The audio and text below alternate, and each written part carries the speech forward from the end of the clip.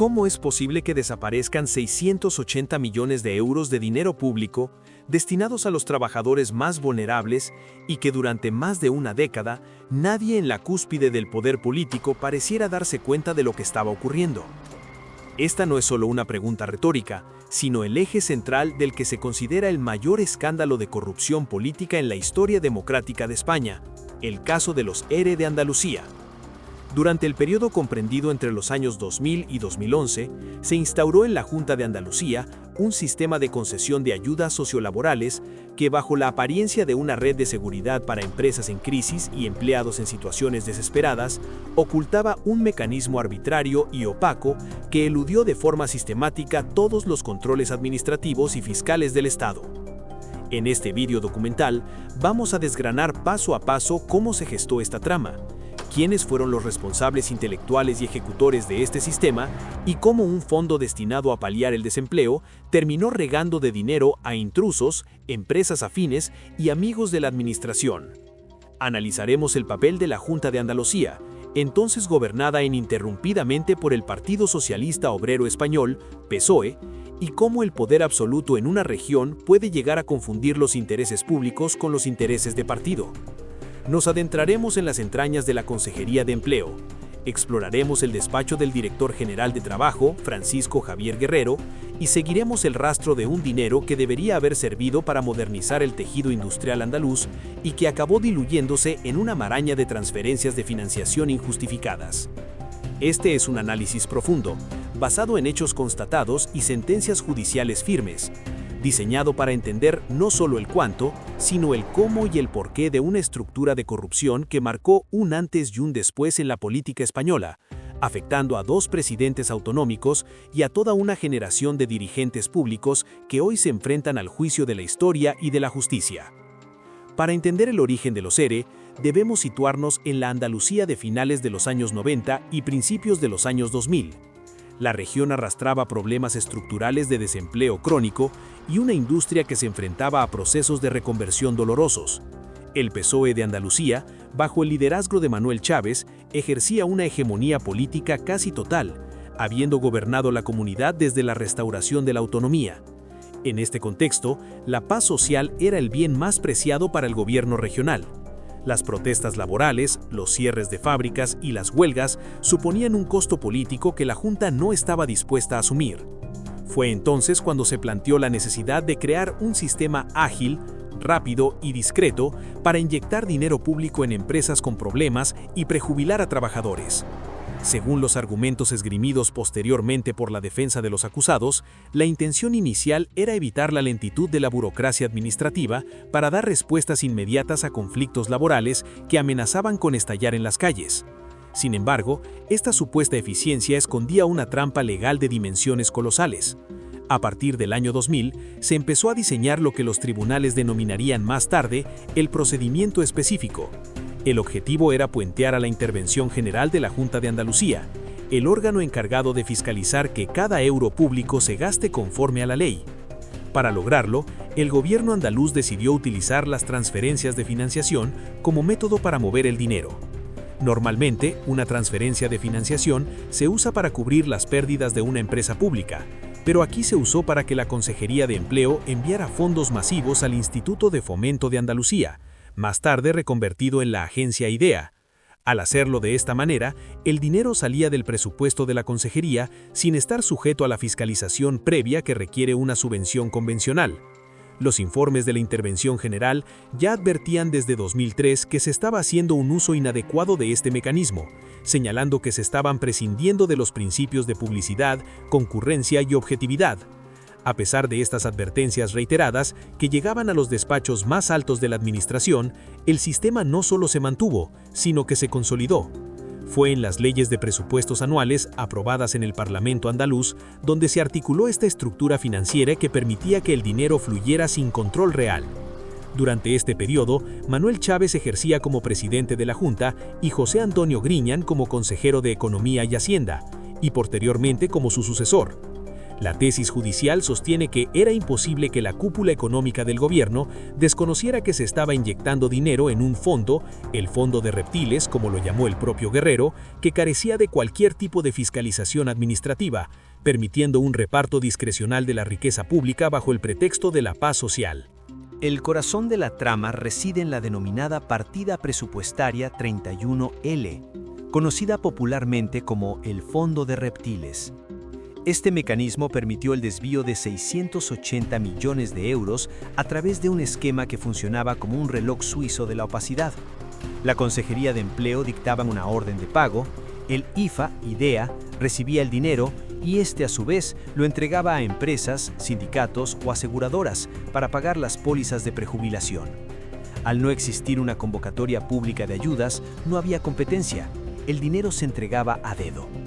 Esto generó un ecosistema de corrupción donde florecieron los intrusos, personas que nunca habían trabajado en las empresas beneficiarias de los ERE, pero que figuraban en las listas de prejubilados para cobrar pensiones vitalicias pagadas por todos los andaluces.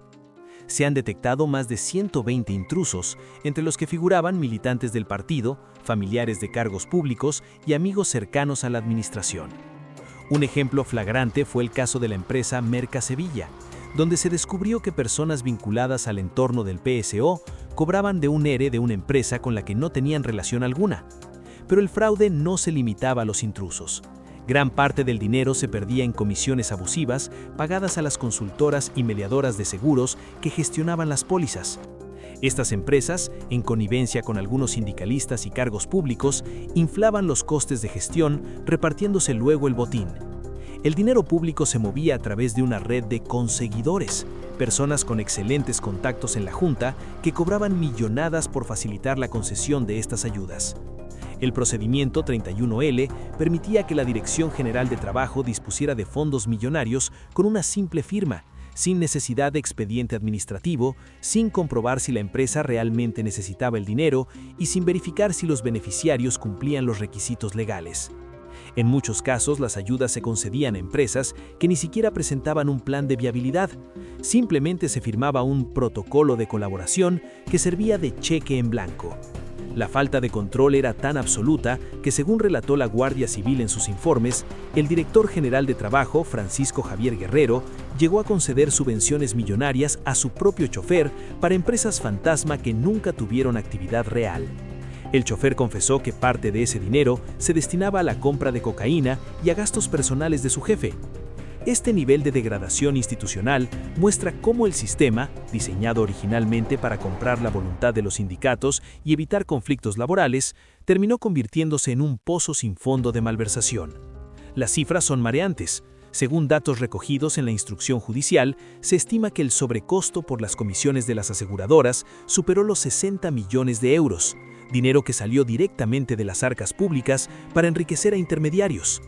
El uso de la agencia IDEA como caja pagadora fue la clave de bóveda. Al ser una entidad con personalidad jurídica propia, se utilizaba para eludir las leyes de contratos del sector público, permitiendo una agilidad que en la práctica significaba impunidad total para el reparto arbitrario de fondos. La Intervención General de la Junta emitió hasta 15 informes de actuación advirtiendo de las irregularidades, pero estos informes fueron ignorados sistemáticamente por los responsables políticos, quienes alegaban que el sistema era legal porque aparecía reflejado en las leyes de presupuestos, aunque los tribunales determinarían más tarde que la inclusión en el presupuesto no validaba un uso fraudulento y deliberadamente opaco de los fondos. Para poner nombre y apellidos a esta trama, debemos observar a los protagonistas que ocuparon los puestos de mayor responsabilidad. Manuel Chávez, presidente de la Junta de Andalucía entre 1990 y 2009, representaba la estabilidad institucional, pero bajo su mandato se permitió la creación y mantenimiento del sistema. José Antonio Griñán, su sucesor y anteriormente consejero de Economía, fue señalado como el responsable técnico que, conociendo las advertencias de la intervención, permitió que el flujo de dinero no se detuviera. Sin embargo, el personaje más pintoresco y central en la ejecución diaria del fraude fue Francisco Javier Guerrero, el director general de Trabajo. Guerrero era el hombre que firmaba las ayudas, el que mantenía reuniones en hoteles y restaurantes donde se decidía el destino de millones de euros en servilletas de papel.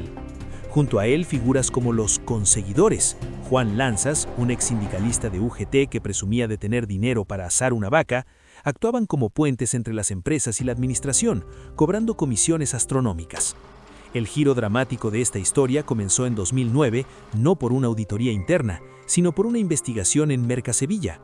Una denuncia por un intento de extorsión de 2 directivos de la empresa pública sevillana a unos empresarios hosteleros fue la mecha que prendió el fuego.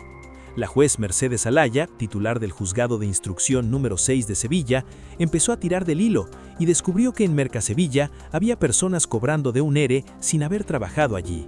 Lo que parecía un caso de corrupción local, pronto se reveló como la punta del iceberg de un sistema que afectaba a toda la comunidad autónoma.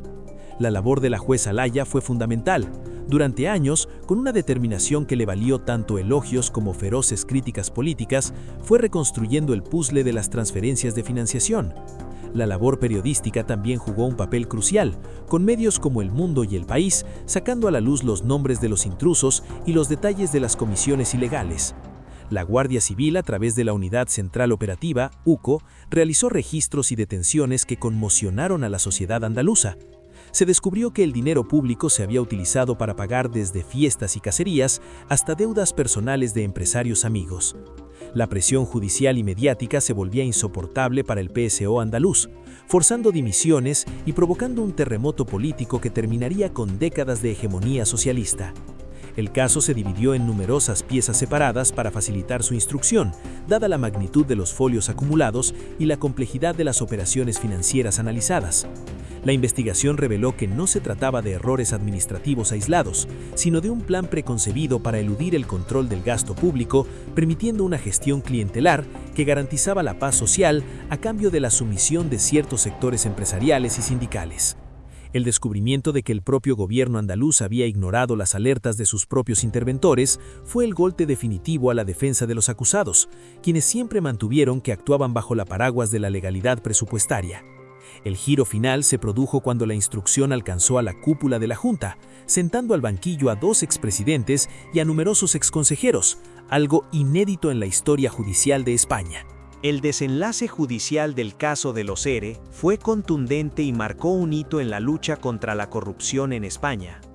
En noviembre de 2019, la Audiencia de Sevilla dictó una sentencia histórica. Manuel Chávez fue condenado a 9 años de inhabilitación por un delito de prevaricación, al considerarse que fue plenamente consciente de la ilegalidad del sistema que permitió el reparto arbitrario de fondos. José Antonio Griñán recibió una condena más severa, 6 años de cárcel y 15 de inhabilitación por malversación de caudales públicos y prevaricación. La justicia determinó que Griñán, en su etapa como consejero de Economía, no tomó ninguna medida para frenar el despilfarro a pesar de las advertencias. En 2022, el Tribunal Supremo confirmó en su mayoría estas condenas, ratificando que se produjo un desvío masivo de dinero público mediante un sistema diseñado para evitar controles. Otros altos cargos, como el ex consejero de Empleo Antonio Fernández o el propio Francisco Javier Guerrero, quien falleció antes de cumplir la totalidad de su responsabilidad, recibieron penas de prisión significativas. El impacto de esta sentencia fue devastador para el crédito de las instituciones andaluzas y supuso el fin de una era política. Más allá de las penas individuales, el caso de los ERE deja una reflexión profunda sobre la necesidad de mecanismos de control independientes y la peligrosidad de la patrimonialización de la administración pública por parte de cualquier partido político. El dinero que debía servir para el futuro de Andalucía terminó financiando una red de favores y enriqueciendo a unos pocos a costa del bienestar general. Este escándalo nos enseña que la transparencia no es solo un valor ético, sino una garantía económica fundamental para la supervivencia de la democracia. La pregunta que queda en el aire es, ¿se han implementado suficientes controles para que algo así no vuelva a repetirse? La vigilancia ciudadana y la independencia judicial siguen siendo las mejores herramientas contra el abuso de poder. Si te ha interesado este análisis sobre la corrupción y la historia política de España, no olvides suscribirte para más documentales profundos y darle a la campana para no perderte nuestras próximas investigaciones. ¿Crees que las penas fueron proporcionales al daño causado o que la justicia llegó demasiado tarde? Déjanos tu opinión en los comentarios.